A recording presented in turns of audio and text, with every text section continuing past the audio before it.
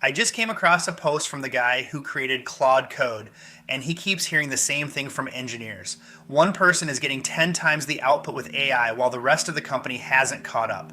His name is Boris Cherny, and he laid out 5 steps for how teams adopt this. My own system is already near the top. I'm Corey Leno, and I build real solutions for real developers. Step 0 is a company where nobody's allowed to use AI because legal or security never signed off on it.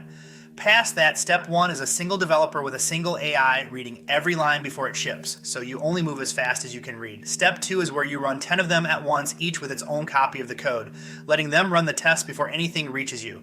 By step 3, 100 are running, and the AI writes almost all the code, so you stop asking whether you read it and start asking what context it was missing. Step 4 is 1,000 of them, where the AI kicks off most of the work itself, and you set direction and step in when something goes wrong. None of that comes from spending more. You climb by finding what's slowing you down, clearing it, and making the AI prove its work before you trust it with more.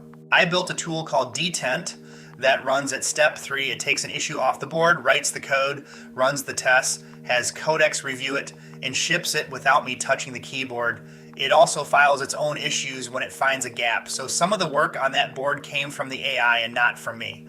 The day I read Boris's list, we measured Detent against it and put every gap straight onto the board, where Detent's own agents are building them. The system is upgrading itself, which is why I say I'm closing in on 4. Anthropic runs at step 3, and Boris says he's at 4 himself. I want to know where your team is. 0 through 4, drop the number in the comments. If this is the kind of real-world content you want to see more of, hit subscribe. 2 to 3 videos a week, real workflows, real tools, no fluff. I'll see you in the next one.